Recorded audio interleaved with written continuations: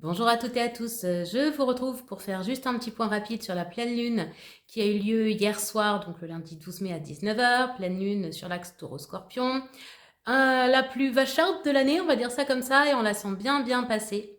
Donc en gros, si vous êtes fatigué en mode zombie à côté de la plaque, si vous avez des situations impactantes qui viennent dans votre vie, des choses, des schémas répétitifs là et que vous venez de reprendre une vague concernant ce schéma qui est récurrent dans votre vie. Si vous avez des émotions qui remontent dans de ces eaux, une espèce de mal-être ou une colère ou un ras-le-bol, une sensation d'oppression, des peurs, des angoisses, bref, toutes ces joyeusetés. Si vous avez votre corps physique donc qui est fatigué mais qui peut ronchonner aussi, qui peut faire tout seul comme un grand des crises d'angoisse, qui peut avoir des sensations de chaud, froid, à tel point qu'on se dit mais je suis en ménopause même si on a 25 ans. Tout ça est lié aux énergies de la pleine lune qui viennent faire remonter à la surface tout ce qui n'a pas été vu et réglé. Encore, vous allez me dire, et vous aurez tout à fait raison, mais on en a mis plein sous le tapis en même temps. Donc, voilà, pour l'instant, on est en train de le voir. On sait que le scorpion, il rigole pas, hein, c'est un peu le maître des ténèbres, celui qui va nous obliger à voir en face la noirceur et surtout à la transmuter, parce que le scorpion, c'est un peu mort et renaissance.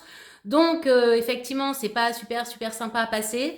Là, donc on est le mardi 13 au matin quand j'enregistre la vidéo. Je me sens fatiguée d'ailleurs, ça se voit, je n'ai pas la tête des grands jours. Je sens qu'il y a des énergies lourdes, malsaines, c'est pesant, c'est presque limite collant, je ne sais pas trop comment l'expliquer avec des mots. En tout cas, c'est une énergie assez malsaine, assez burk.